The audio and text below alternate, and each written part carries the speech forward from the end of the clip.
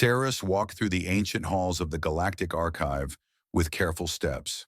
The building floated in space aboard Meridian Prime, a neutral station where all species could meet without fear. She was young for a Valanthi diplomat, barely 200 years old.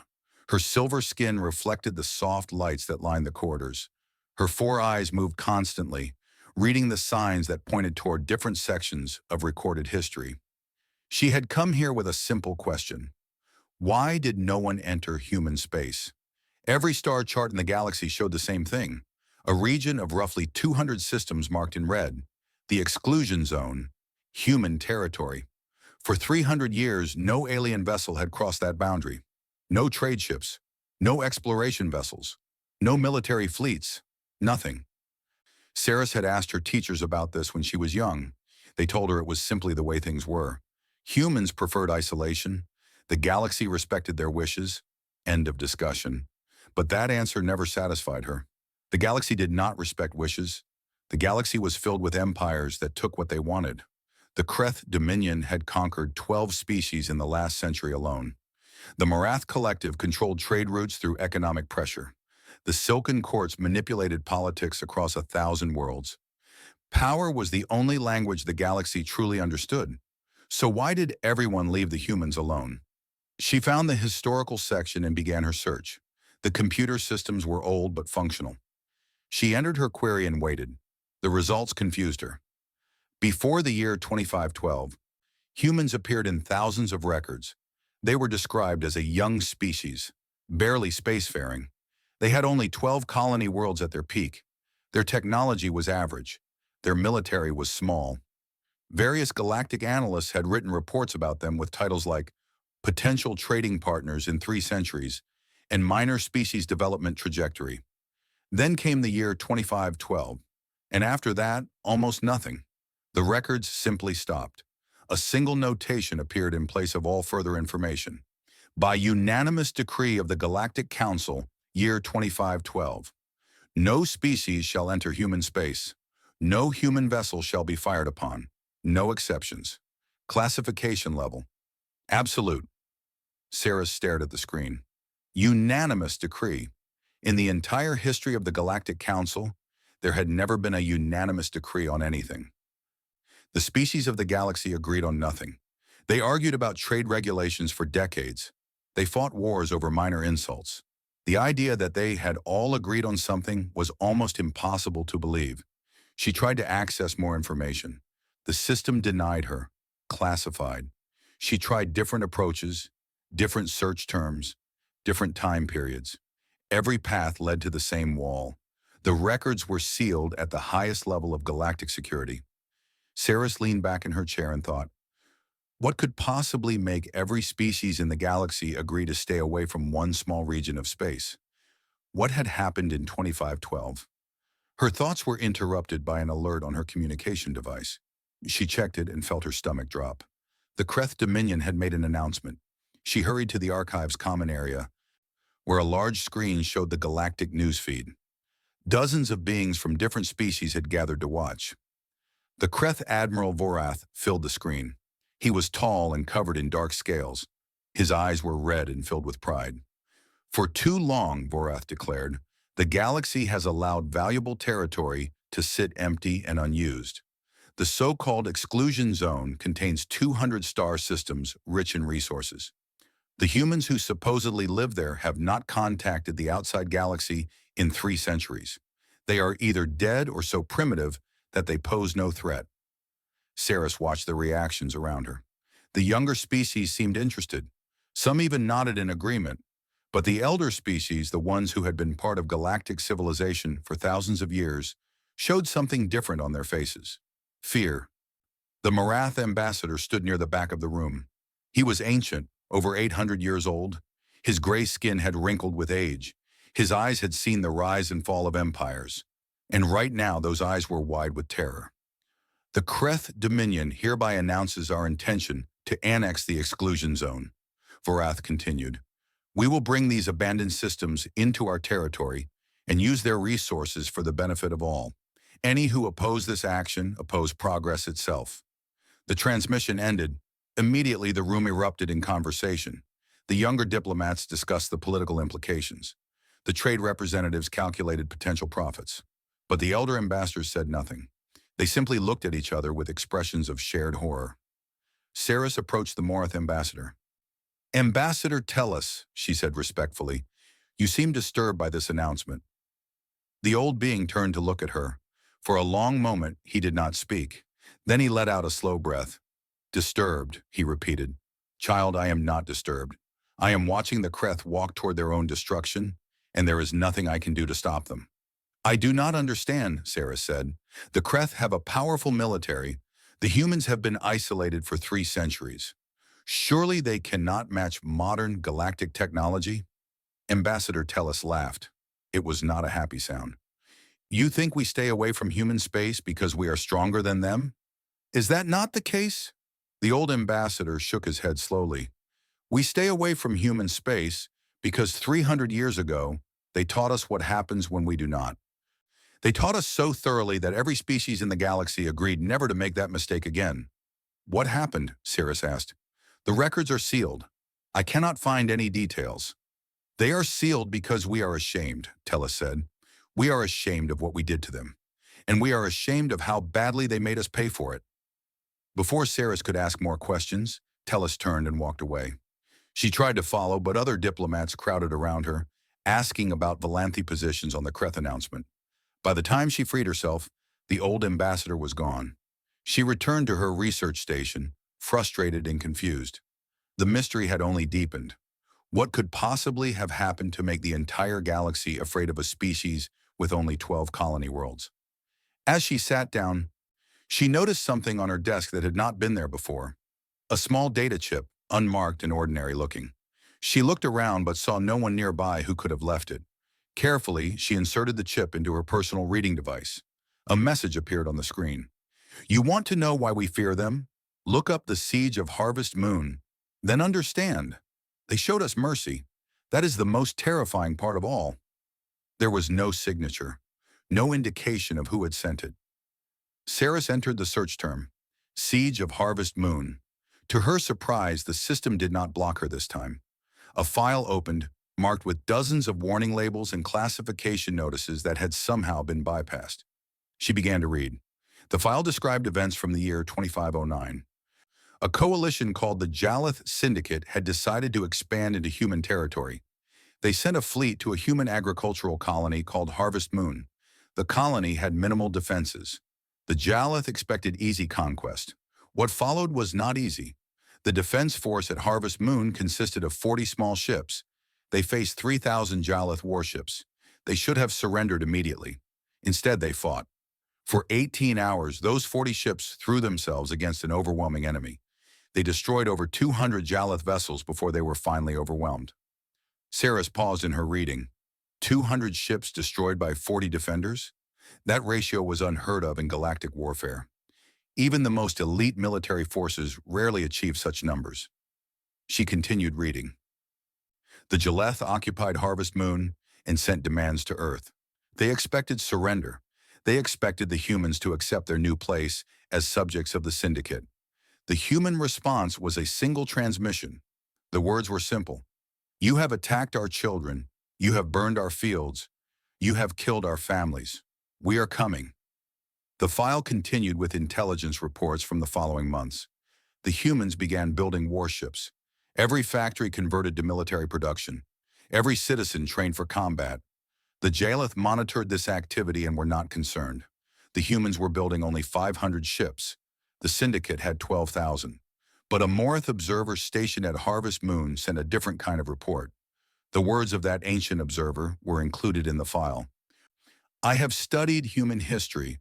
I have learned their languages and read their stories. They have a concept that does not exist in our civilization. They call it total war. It means a conflict where every resource, every person, every thought is dedicated to victory. There are no civilians in total war. There are no limits. The Jalith believe they are fighting a minor border conflict. The humans believe they are fighting for survival. The Jalith have no idea what they have awakened." Sarah stopped reading. Her hands were trembling. The file contained much more, but she needed time to process what she had already learned. 500 ships against 12,000. A minor species against a galactic power. It should have been a quick defeat. But the exclusion zone existed. The humans were still there. And the Jalith Syndicate was just a name in history books. She looked at the message on the data chip again. They showed us mercy. That is the most terrifying part of all. What could that possibly mean? How could mercy be terrifying? She would have to keep reading to find out. But already she understood one thing. The Kreth had no idea what they were about to face. They thought they were claiming abandoned territory. They thought they were dealing with primitives. They were wrong, and the galaxy was about to remember why. The classified files painted a picture of a galaxy that no longer existed.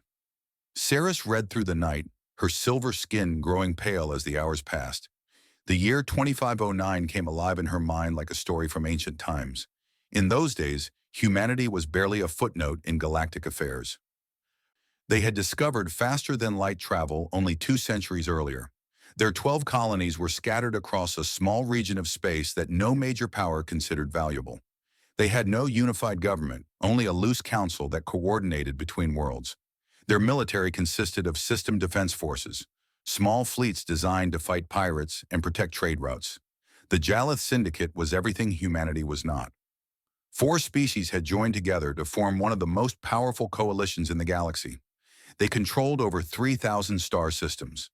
Their economy fueled the largest military fleet outside the Galactic Council's core worlds. They had conquered dozens of species and absorbed them into their workforce.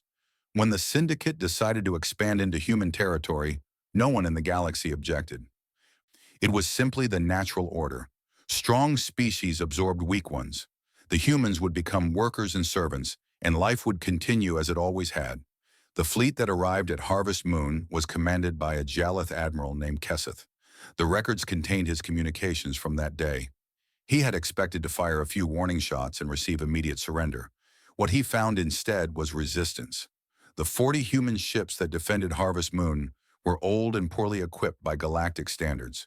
Their weapons were weak, their shields were thin, but their pilots fought as if death meant nothing to them. The first wave of Jalith attackers was destroyed completely. 30 ships gone in minutes. Keseth sent more.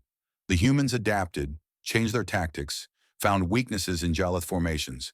They used asteroids as cover. They rammed enemy vessels when their weapons failed. They ejected crews in escape pods and then flew their empty ships directly into Jalith command vessels. 18 hours. That was how long 40 ships held against 3,000. By the end, every human defender was dead, but they had taken over 200 Jalith ships with them. Keseth was disturbed by this, the record showed. He sent a message to Syndicate Command expressing concern about human psychology. They do not fight like other species, he wrote. They do not value their own survival. They fight as if dying for their colony is the highest honor they can achieve. I recommend caution in future engagements. Syndicate Command ignored his warning. They ordered him to proceed with occupation and send demands to Earth. The demand was simple. Humanity would surrender all military vessels. They would accept Syndicate governors on each of their 12 worlds. They would provide workers for Syndicate industries. In exchange, they would be allowed to continue existing. For 3 days, there was no response from Earth. Keseth began to hope that the humans had seen reason. Perhaps they understood that resistance was pointless. Then the transmission came. It was not a negotiation. It was not a plea for mercy. It was not a request for terms. It was a statement of fact, spoken by a human woman in a military uniform. Her face was calm, her voice was steady, but her eyes held something that made Keseth's blood run cold. You have attacked our children. You have burned our fields. You have killed our families. We are coming. That was all. The transmission ended. Keseth sent requests for clarification. He received no response. The humans had said everything they intended to say. In the weeks that followed, Syndicate intelligence monitored human activity with growing confusion. Every human world had shifted to military production. Factories that once made farming equipment now produced weapons. Shipyards that built cargo vessels now built warships. Schools closed as teachers joined the military. Hospitals trained staff for battlefield medicine. But the numbers made no sense. Even with total mobilization, humanity could only build about 500 ships in 6 months. The Syndicate had 12,000. The outcome seemed certain. The Morath Collective had an observer stationed at a neutral port near human space. His name was Tellus, the same Tellus who Ceres had spoken with earlier, though then he was young and newly assigned to his post. His reports from that time were included in the classified files. The Syndicate believes they are fighting a small war, Tellus wrote. They calculate victory based on ship numbers and weapon power. But I have spent the last month studying human history. I have read their literature. I have watched their entertainment. I have learned about their past. Humans have a concept they call total war. Most species fight limited conflicts. They seek specific goals. They negotiate. They compromise. But when humans feel their survival is threatened, they abandon all limits. Every person becomes a soldier. Every resource becomes a weapon. Every thought becomes focused on one goal: victory at any cost. The last time humans fought a total war among themselves, they killed over 100 million of their own kind in just 6 years. They developed weapons that could destroy entire cities in seconds. They did not stop until their enemies were completely broken. The Syndicate attacked human civilians. They burned human food. They killed human families. They have triggered something ancient and terrible in the human spirit. I do not think the Syndicate understands what is coming for them. I am not sure anyone understands. Ceres paused in her reading. 100 million dead in 6 years? Weapons that destroyed cities? She had studied many species, but she had never heard of such self-destructive violence. Most species evolved past such conflicts early in their development. Those that did not typically destroy themselves before reaching space. But humanity had survived. They had carried that capacity for violence with them to the stars. And now the Jalith Syndicate had given them a reason to use it. The human fleet launched 6 months after the attack on Harvest Moon. As predicted, there were only 500 ships. They were smaller than Jalith vessels. Their power signatures were lower. By every measure, they should have been easy targets. The Syndicate assembled 8,000 ships to crush the human advance.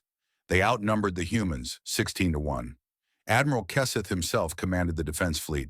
He positioned his forces at Vareth Prime, a major Syndicate system along the human approach route. The battle would be short and decisive, he promised his commanders.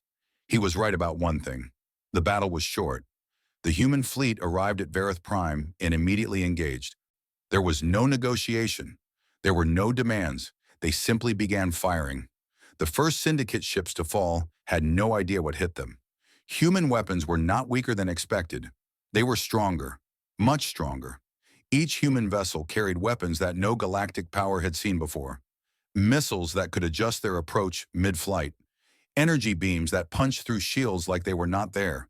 Electronic attacks that disabled Syndicate targeting systems. But the weapons were not the most terrifying part. The tactics were. Human ships did not fight in formation like other species. They moved individually, each captain making independent decisions. They anticipated Syndicate maneuvers before they happened. They targeted command ships, communication relays, supply vessels. They did not try to hold territory or capture resources. They simply destroyed everything in their path. In 3 hours, 4,000 Syndicate ships were gone. Half the fleet eliminated in half a day. Human losses, 112 vessels. The survivors fled. Keseth among them. He sent frantic reports to Syndicate Command, warning them that everything they believed about humans was wrong. The response was disbelief. 4,000 ships could not be destroyed in 3 hours. Human technology could not be superior to Syndicate weapons. Keseth must have made errors in his tactics. They sent reinforcements. More ships arrived to stop the human advance. The result was the same. Another battle. Another slaughter. The humans kept coming. Tellus continued his reports throughout this period. His words grew more urgent with each passing week. The Syndicate still does not understand. They see this as a military conflict between two powers. The humans see it as something else entirely. I have found a word in their languages that describes it. They call it vengeance. When humans feel they have been wronged, they do not forget. They do not forgive. They pursue justice with a single-minded focus that borders on madness. The Syndicate killed human civilians. In human culture, this is an unforgivable crime. The humans will not stop until they have extracted payment in full. I have calculated their production rates. They are building new ships faster than they lose them. In 8 months, they have constructed 300 additional vessels while losing only 200. Their fleet is growing even as it fights. Meanwhile, the Syndicate is losing ships faster than they can replace them. If this continues, the Syndicate will be destroyed. Not defeated, not conquered, destroyed. The humans are not fighting for territory or resources. They are fighting to make an example. They want the galaxy to know what happens when you harm their people. I fear we are about to learn a lesson that none of us will ever forget. Saris finished reading the second section of classified files. Her hands were shaking. The reports continued for many more pages, describing battle after battle. System after system fell to the human advance. The Syndicate's mighty fleet shrank with each engagement, but the files also contained something else. Communications between Syndicate leaders, desperate messages, pleas for help sent to the Galactic Council. Offers of surrender transmitted to the advancing human fleet. The humans did not respond to any of them. They simply kept coming, and the galaxy could only watch as one of its major powers was systematically taken apart by a species they had dismissed as primitive and weak. Saris understood now why the records had been classified. This was not just history. This was a warning, and the Kreth Dominion was about to ignore it completely. The war lasted 14 months. In that time, the Jaleth Syndicate lost everything. Saris read through the battle reports with growing horror. Each one told the same story. Human ships arrived. Human ships attacked. The enemy was destroyed. There was no variation, no setbacks, no moments where the Syndicate seemed to gain advantage. It was not a war. It was an execution. The human strategy became clear after the first few engagements. They did not want territory. They did not want slaves or resources or political control. They wanted destruction, pure and complete. Every Syndicate military installation they found was reduced to rubble. Every shipyard was bombed until nothing remained but floating debris. Every weapons factory, every training facility, every communication hub, all of it burned. The humans moved through Syndicate space like a fire through dry grass, leaving only ashes behind. But they did not touch civilian targets. This detail appeared again and again in the intelligence reports. Human ships would destroy a military base on the surface of a planet while leaving the cities beside it untouched. They would eliminate a defense fleet in orbit while ignoring the cargo ships and passenger transports nearby. Their violence was precise and focused. Young Tellus noted this in his reports. The humans are not mindless killers. They distinguish between warriors and innocents. Every soldier who raises a weapon against them dies. Every civilian who does not fight is spared. This is not mercy. It is something else. They are making a statement. They want the galaxy to know that they choose their targets deliberately. Their destruction is not accidental or excessive. It is exactly what they intend. The Syndicate tried everything to stop the advance. They formed defensive lines. The humans found ways around them. They launched counterattacks. The humans anticipated them and prepared ambushes. They attempted to negotiate. The humans ignored every transmission. 8 months into the war, the Syndicate had lost 9,000 ships. Humanity had lost fewer than 400, and they had built 300 new ones. Their fleet was now larger than it had been at the start of the conflict. This fact terrified the Galactic Council more than anything else. The Council was the closest thing the galaxy had to a unified government. The major powers all held seats.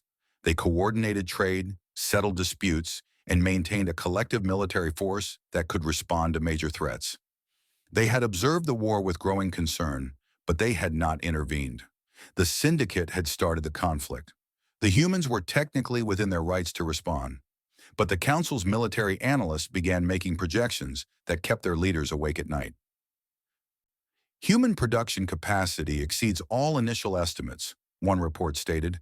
Their industrial base has expanded threefold since the war began. Their population shows complete commitment to military production. At current rates, they could field a fleet of 5,000 ships within 3 years, 10,000 within a decade. Another report was more blunt. The combined military forces of the Galactic Council number approximately 40,000 vessels. Human tactical performance suggests a kill ratio of roughly 30 to 1 against syndicate forces. If humans achieve similar results against Council fleets, they could defeat our combined military with a fleet of 2,000 ships. They will have that many within 18 months. The Council began quiet preparations for war. They increased their own production. They formed secret alliances. They developed contingency plans for an invasion of human space. But they also watched the conflict carefully, hoping that it would end before they needed to act. The end came in month 14. The human fleet arrived at Geleth Prime. It was the homeworld of the primary Geleth species, the heart of the Syndicate. 12 billion civilians lived on its surface. Their military was broken. Their fleets were destroyed. They had nothing left to fight with. The humans brought 600 warships. They positioned themselves in orbit and went silent. The Galactic Council watched through long-range sensors and spy probes. Every major power had eyes on that system. They expected to witness genocide. The humans had destroyed everything military. Now they would surely destroy everything else. The Geleth species would be wiped out as a warning to others. But nothing happened. For 3 days, the human ships simply held position. They did not fire. They did not land troops. They did not make demands. They just floated there, weapons armed, pointed at the defenseless world below. Tellus was on a Council observation vessel during those 3 days. His reports captured the confusion and fear that gripped the watching galaxy. No one understands what the humans are doing. Some believe they are savoring their victory. Others think they are waiting for reinforcements. The Geleth government has transmitted surrender offers every hour, promising anything the humans want. There has been no response. The Council is preparing emergency intervention plans. If the humans begin planetary bombardment, we will condemn the action publicly and accelerate our own military preparations. Several powers are already advocating for a preemptive strike against human space while their fleet is concentrated here. But I am not sure any of that will matter. I have watched the humans fight for over a year. They do not make mistakes. They do not act randomly. Whatever they are doing it for a reason. And I do not think we will like that reason when we discover it. On the 4th day, the humans finally broke their silence. A transmission was broadcast on all frequencies. It was picked up by every receiver in the system, relayed across the galaxy by countless communication networks. Every species with access to galactic news saw the same image. A human woman in a military uniform, standing on the bridge of a warship. Her name was Chen Wei-Lin. She held the rank of admiral, the highest in the human fleet. She was not young. Her hair was gray, her face lined with age and stress, but her eyes were clear and steady. "My name is Admiral Chen Wei-Lin of the United Human Navy," she began. "I speak to the Geleth Syndicate and to all who watch this transmission. 14 months ago, the Syndicate attacked our colony at Harvest Moon. They killed 2.3 million of our citizens. They burned our crops. They destroyed our homes. They intended to enslave our species and add us to their empire. We responded. We destroyed your military. We eliminated your ability to threaten anyone ever again. Your fleets are gone. Your shipyards are rubble. Your weapons factories are dust. You have nothing left." She paused and her expression shifted. Something softer appeared in her eyes, something like sorrow. "We had every right to end you. 12 billion lives sit beneath our weapons right now. We could sterilize your world in hours. We could eliminate your species from existence. No one would stop us. No one could stop us. You attacked us without provocation, and we have earned the right to respond in kind." The galaxy held its breath. Council officials prepared emergency broadcasts. Military commanders readied their fleets. Everyone expected the next words to be a death sentence. But we did not cross the stars to become what we hate. Silence stretched across the galaxy as those words sank in. We did not build these weapons to become monsters. We did not sacrifice our children to become murderers. The Geleth Syndicate attacked innocent people. We refuse to do the same. Your civilians are not responsible for the crimes of your leaders. Your children did not choose to be our enemies. We will not punish them for sins they did not commit. Admiral Chen's voice grew harder, more commanding. But understand this. We remember. We will always remember. The names of our dead are carved into our hearts. The burning of Harvest Moon will never be forgotten. If anyone threatens our people again, we will return. And next time, we may not choose mercy. Our terms are simple. The Jalith Syndicate will pay reparations to the families of those killed at Harvest Moon. Your military capability will be dismantled for 100 years. You will never again build warships or weapons of mass destruction without council approval, and a zone of space surrounding human territory will be established. No alien vessel will enter this zone. No exceptions. In exchange, we will withdraw. We will return to our space. We will leave the galaxy in peace. She leaned forward slightly, and her final words carried the weight of absolute certainty. Honor this agreement, and you will never see us again. Violate it, and we will remind you why you fear us. The choice is yours. The transmission ended. Sarah sat back from her reading terminal, tears streaming down her silver cheeks. She finally understood.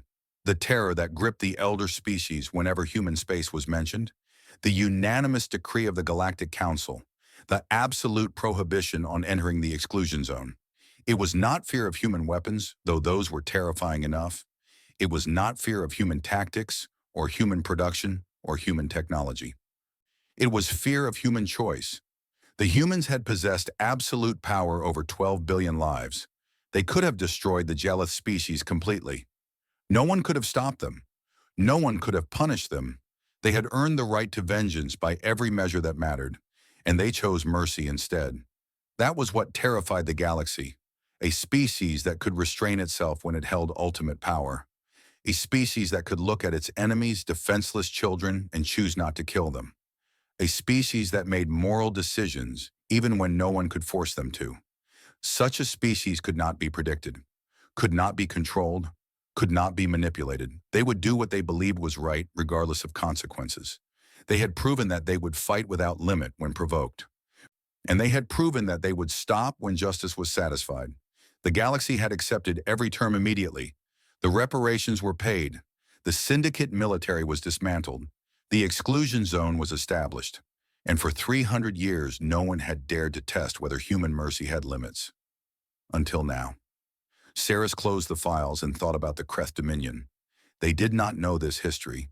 They had not lived through it. They saw the exclusion zone as empty space waiting to be claimed. They saw humans as primitives hiding behind old treaties. They had no idea that they were walking toward the same lesson the Jaleth had learned. And unlike the Jaleth, the Kreth had been warned. They had been told the truth. They had chosen to ignore it. Saris wondered if the humans would offer mercy a second time. The emergency session of the Galactic Council lasted for 6 hours. Saris watched from the public gallery, her datapad filled with notes from her research. Below her, representatives from every major species argued about the Kreth situation. The Kreth ambassador stood firm. His scales gleamed under the chamber lights as he dismissed every warning. The Dominion had made its decision. They would claim the exclusion zone. Ancient treaties with a dead or primitive species meant nothing. You speak of events from 3 centuries ago, the Kreth ambassador declared. The Jaleth Syndicate was weak and corrupt. Our military is superior. Our technology has advanced beyond anything that existed in those primitive times. If humans still exist in that space, they will submit or be conquered. Either outcome serves the Dominion. Ambassador Tellus rose to speak. The ancient Morith moved slowly, his age weighing on him, but his voice was strong. You have been given the records, Tellus said. You have seen what the humans did to a power far greater than the Dominion. You have heard the warnings of every elder species, and still you refuse to listen. I have seen old footage and older fears, the Kreth replied. The galaxy has changed. We are not the Jaleth. No, Tellus agreed. The Jaleth were stronger than you. They had more ships, more resources, more experience, and the humans destroyed them in 14 months. What do you think will happen to the Dominion? The Kreth ambassador laughed. Perhaps the humans will show us their famous mercy. The chamber fell silent. Tellus stared at the Kreth representative for a long moment. When he spoke again, his voice was barely above a whisper. You fool, you absolute fool. You think mercy is weakness. You think they spared the Jaleth because they could not finish the job. That is not what happened. They spared the Jaleth because they chose to, Because they looked at 12 billion helpless lives and decided that vengeance was not worth becoming monsters. He leaned forward, his old eyes burning with intensity. That is why we fear them. Not because of their weapons or their tactics or their production.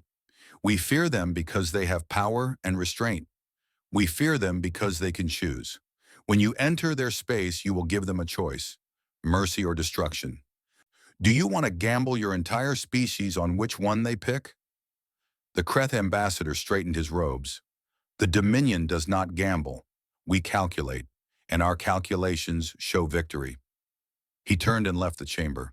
The session ended without resolution. The council could not force the Kreth to abandon their plans. They could only watch as the Dominion fleet prepared to cross into human space. 2 weeks later, the invasion began. Admiral Vorath led 500 Kreth warships across the boundary of the exclusion zone. They were the finest vessels in the Dominion fleet, equipped with the latest weapons and shields. Their crews were veterans of a dozen conquests. They expected to sweep through empty systems and claim them for their empire. The first 3 systems were silent. No human vessels, no orbital defenses, no communications. The colony world showed signs of habitation, cities, infrastructure, active power signatures, but no military presence. Vorath took this as confirmation of his beliefs. The humans were primitive. They had no fleet to speak of. The exclusion zone was simply a bluff maintained by fearful old species. He sent reports back to the Dominion, describing easy progress in claiming territory. The galaxy watched through long-range sensors, waiting for something to happen. The elder species prepared evacuation plans, just in case the conflict spread. On the 4th day, Vorath's fleet entered a system called New Brisbane. It was a minor colony, barely 1 million inhabitants on a temperate world. Nothing special. No strategic importance. As the fleet approached the planet, a single transmission reached them. It came from the surface, from what appeared to be a civilian communication array. The face that appeared on screen belonged to a human man. He was middle-aged with graying hair and tired eyes. He wore simple civilian clothes, no uniform, no insignia of rank. "This is Administrator Thomas Reed of New Brisbane Colony," the man said. "You are in human space. You were warned. Please turn back. We do not wish to remember how to be what we once were." Vorath studied the transmission with amusement. A civilian administrator begging for mercy. This was the terrifying species the galaxy feared. He opened a response channel. "I am Admiral Vorath of the Kreth Dominion. Your space now belongs to us. You will surrender your colony and submit to Dominion authority. Resistance will be met with force." The human administrator looked sad. Genuinely, deeply sad. Not afraid, not angry, just sad. "We spent 3 centuries building schools," Thomas Reed said. "We built hospitals and farms and libraries. We raised children who never knew war. We tried to forget what we were capable of. We hoped we would never need to remember." He paused and his expression hardened slightly. "You have reminded us." Vorath laughed and cut the transmission. He ordered his fleet to fire a warning shot at the colony's orbital platform, a small station that handled cargo and communications. "Show the humans that resistance was pointless. Demonstrate the power of the Dominion." The shot never landed. It vanished halfway to its target, intercepted by something that Vorath's sensors had not detected. He ordered a full scan of the system. The results made no sense. Contacts were appearing everywhere. Hundreds of them, then thousands. Ships emerging from behind moons, rising from asteroid fields, decloaking from what had seemed like empty space. They were not the crude vessels the records described. They were sleek and advanced, their hull designs unlike anything in the galactic database. Vorath stared at his tactical display in disbelief. His 500 ships were now surrounded by nearly 4,000. A new transmission arrived. This one came from a human warship, the largest vessel in the system. The face on screen belonged to a woman in a military uniform. She was younger than the administrator, but her eyes carried the same sadness. "I am Admiral Sarah Chen of the United Human Navy," she said. "My grandmother commanded the fleet that defeated the Jalath Syndicate. She hoped that her grandchildren would never have to do the same. She was wrong." She studied Vorath through the screen, and her expression shifted to something colder. "For 300 years we have lived in peace. We built the things we could not build during the war. We healed the wounds that conflict left on our people. We raised generations who knew nothing of battle, and we hoped, truly hoped, that no one would ever make us remember what we were. You have reminded us. You crossed our border despite every warning. You threatened our people despite knowing what we did to the last species that tried. You wanted to see if we were still dangerous. She leaned forward slightly. We are. We always were. We simply chose not to be. And now you have forced us to choose again. Varath found his voice. You are bluffing. These ships are illusions. The humans have no military. You are primitives playing at power. Admiral Chen did not smile. Fire one more shot and find out. For a long moment, no one moved. Varath's officers looked at him, waiting for orders. The tactical display showed the impossible numbers surrounding them. 4,000 ships against 500. The same ratio the humans had faced at Harvest Moon, except now the positions were reversed. Vorath made his decision. He was a warrior of the Dominion. He did not surrender to primitives. All ships, he commanded, attack. The battle lasted exactly 4 minutes. The Kreth opened fire with everything they had. Missiles, energy weapons, fighter craft. The full fury of a Dominion battle fleet. For a brief moment, space filled with the light of weapons fire. Then the human ships responded. They did not use the overwhelming force they were capable of. They did not destroy the Kreth vessels. Instead, they used weapons that Vorath had never seen before. Targeted pulses that disabled engines. Precision strikes that destroyed weapon systems without breaching hulls. Electronic attacks that shut down targeting computers and communication arrays. In 4 minutes, every Kreth ship was drifting dead in space. Not destroyed, disabled. Their crews were alive but helpless. Human shuttles began moving through the battlefield. They attached to Kreth vessels and extracted the crews, transporting them to a nearby moon. Vorath found himself standing on an alien surface, watching human soldiers provide his defeated warriors with supplies, shelters, and communication equipment. A human officer approached him, young, female, wearing a combat uniform that showed no signs of damage. She handed him a data pad. These are coordinates for a communication beacon, she said. You can use it to contact the Dominion and arrange transport home. Medical supplies and food have been provided. You are not prisoners. You are guests who have overstayed their welcome. Vorath stared at her. You are not going to kill us? The officer looked at him with something like pity. We could have destroyed your entire fleet in the first 30 seconds. Every ship, every crew. It would have been easy. But that is not who we are. That is not who we choose to be. She turned to leave, then paused and looked back. Go home, Admiral. Tell your Dominion what happened here. Tell them that we remembered how to fight. But we also remembered how to stop. The next species that enters our space may not find us so patient. She walked away, leaving Vorath standing on an alien moon, with the ruins of his invasion scattered across the sky above him. From her position on Meridian Prime, Saris watched the news feeds with the rest of the galaxy. The elder species were nodding slowly, as if an old truth had been confirmed. The younger species were staring at their screens in shock, trying to understand what they had witnessed. Ambassador Tellus stood beside her. His old face showed no triumph, only weariness. Now you understand, he said quietly. They could have killed them all. Every Kreth ship, every Kreth soldier. It would have been easy. It would have been justified. The Dominion was warned and ignored every warning. But they chose mercy, Saris whispered. Again, Tellus confirmed. They chose mercy again. That is why we established the exclusion zone. Not to trap them, to protect ourselves from forcing them to make that choice. Because one day they might choose differently. And on that day, nothing in the galaxy will be able to stop them.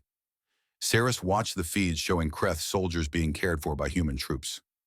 300 years had passed since the Jalith War. Generations of humans had lived and died in peace. Yet when the moment came, they had responded with the same terrifying combination of overwhelming force and deliberate restraint. They were still dangerous. They had always been dangerous. But they had also chosen, twice now, to be merciful. The galaxy could only hope they would keep making that choice. The transmission reached every corner of the galaxy within hours. It played on news feeds, in government chambers, on personal devices across 1,000 worlds. The message from humanity was simple and clear.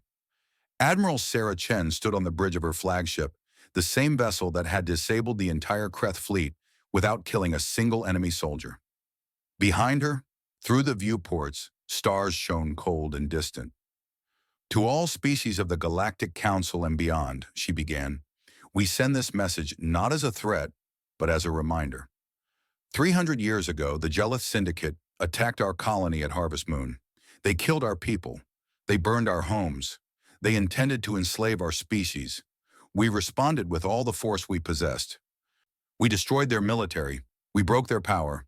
And when we held their homeworld beneath our weapons, we chose to let them live. Today, the Kreth Dominion repeated that mistake. They crossed our border. They threatened our colonies. They fired upon our people. We responded, and we made the same choice. The Kreth soldiers who invaded our space are alive. They are being returned to their homes. Their ships are disabled, but can be salvaged. We have taken no prisoners. We have demanded no tribute. We have simply reminded them why the exclusion zone exists. We do not want war. We have never wanted war. For 3 centuries, we have lived in peace, building the future we dreamed of during darker times. We raised children who knew nothing of battle. We grew old surrounded by gardens instead of graveyards. We tried, truly tried, to become a people defined by creation rather than destruction. But understand this, we remember, we will always remember, the capacity that won the Jelith War has not disappeared. It sleeps within us, waiting. Our factories can still produce warships.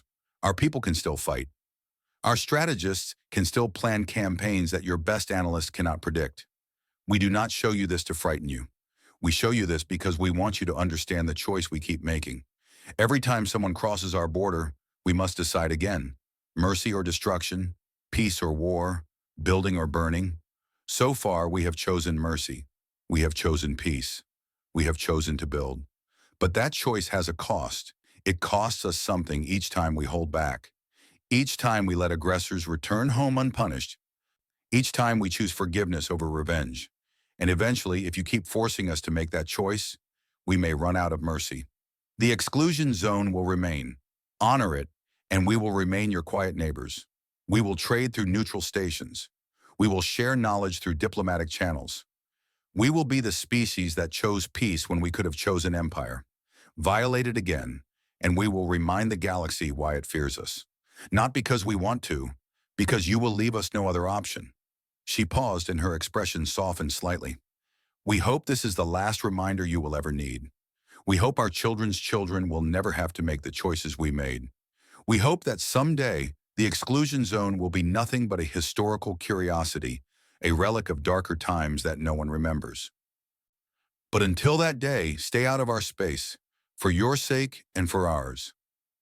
The transmission ended. In the great chamber of the Galactic Council, silence stretched for a long moment. Then slowly, the representatives began to speak. The younger species whispered among themselves, still processing what they had witnessed. The elder species sat quiet, nodding at truths they had known for centuries. The Kreth ambassador was not present. He had resigned his position the day after the battle, returning to Dominion space to face whatever judgment awaited him. Early reports suggested that the Dominion government was in chaos, divided between those who wanted revenge and those who understood that revenge was no longer possible. Ambassador Tellus rose to address the chamber. His old body moved slowly to the speaking platform, but his voice remained strong. My colleagues, he began, I have served this council for 800 years. I have witnessed the rise and fall of empires. I have seen species conquer and be conquered. I have watched the galaxy change in ways my ancestors could never have imagined. And in all that time, I have never seen anything like the humans. We have encountered many dangerous species. Some were dangerous because they were cruel, some because they were aggressive, some because they were desperate. But the humans are dangerous for a different reason. They are dangerous because they choose to be peaceful. That may sound like a contradiction. Let me explain. A species that cannot fight is not peaceful. It is simply weak. Its peace is not a choice. It is a necessity. Such a species poses no threat because it cannot pose a threat. We do not fear the weak. But the humans can fight. They have proven this twice now. They can build weapons that surpass our own. They can develop tactics that defeat our strategies. They can mobilize their entire population for total war within months. If they chose to conquer the galaxy, I am not certain we could stop them. Yet they do not conquer. They do not expand. They do not threaten. They sit in their small region of space and build schools and hospitals and gardens. They raise children who play in parks instead of training for war. They grow old surrounded by family instead of dying on battlefields. This is not weakness, this is strength. The strength to have power and choose not to use it. The strength to hold your enemy at gunpoint and let them walk away.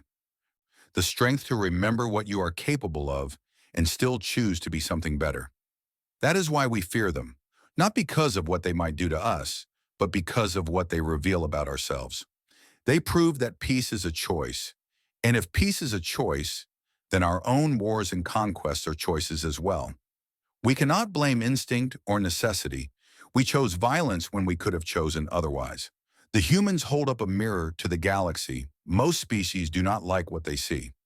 I propose that we formally reaffirm the exclusion zone, not as a barrier or a quarantine, but as a recognition that humanity has earned the right to be left alone, a recognition that their peace is more valuable than any territory we might gain, a recognition that true strength is knowing when not to fight.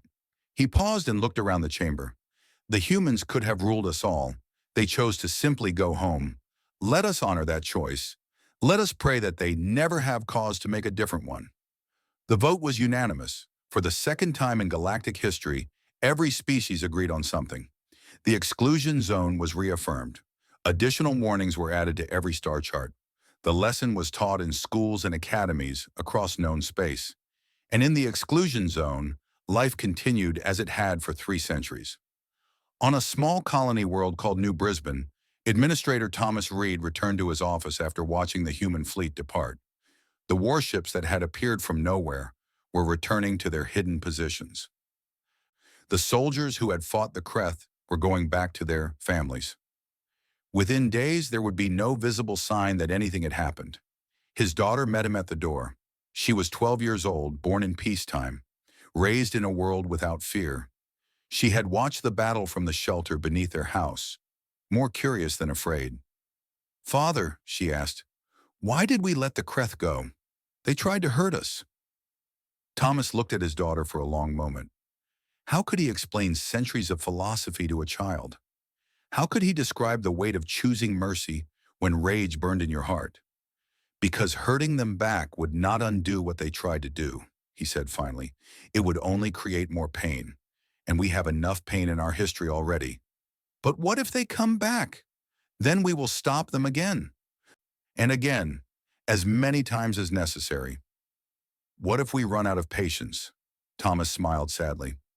"Then we will have become what our ancestors fought so hard not to become, and that would be a worse defeat than any battle could bring." His daughter thought about this for a moment.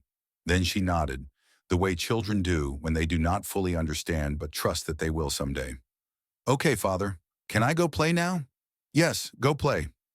She ran off toward the park, where other children were already gathering. Their laughter carried through the warm afternoon air. Tomorrow there would be school. Next week, there would be festivals and celebrations. Next year, there would be new buildings, new gardens, new dreams. Thomas watched his daughter disappear around a corner. Behind him, the last traces of battle faded from the sky. The warships were gone. The soldiers were home. Peace had returned. It was not perfect peace. It never was. The galaxy would always contain species like the Kreth, eager to test boundaries, hungry for conquest. There would always be threats. There would always be choices. But for now, for today, humanity had chosen mercy. Again. And somewhere on Earth, in a small garden outside a veterans memorial, an old woman named Chen Wei Lin tended her flowers. She had been an admiral once, long ago. She had commanded the fleet that could have destroyed the Galeth. She had watched her granddaughter command the fleet that defeated the Kreth. A child walked past the garden, someone's grandchild exploring the memorial grounds. The child stopped to watch the old woman work. "Excuse me," the child said. "My teacher told us that you were in the big war, the one in the old times." Wei Lin looked up from her flowers. "That was a very long time ago. She said you could have made humans rule the whole galaxy, but you didn't. Why not?" The old admiral considered the question. 80 years had passed since she stood on that bridge, looking down at 12 billion Jelith lives. 80 years of peace, 80 years of watching children grow up without knowing war, 80 years of choices. "Because ruling the galaxy is not what makes a people great," she said finally. "Building things is great. Creating things is great. Raising children who are better than you were, that is great. Conquering is easy. Any species can destroy. But choosing not to destroy when you have the power to do so, that is something rare. That is something worth being proud of." The child nodded slowly. "So we're the good ones?" Waylon smiled. "We try to be. Every day we try to be. That is all anyone can do." The child thanked her and ran off to find their family. Waylon returned to her flowers. The sun was warm on her old face. The wind carried the scent of growing things. Somewhere in the galaxy, the Kreth were licking their wounds and learning hard lessons. Somewhere in the galaxy, the elder species were teaching the younger ones about human mercy. Somewhere in the galaxy, new threats were forming, new ambitions were growing, new choices were waiting to be made. But here, in this garden, there was peace. Hard won, carefully guarded, chosen again and again, despite every temptation to choose otherwise. That was humanity's gift to itself. Not empire, not conquest. Not power, just peace. Simple, precious, and always worth fighting for. The old admiral finished her work and sat back to watch the sunset. Tomorrow there would be new challenges. Next week, next year, next century. There would always be more choices to make. But today, mercy had won again, and that was enough.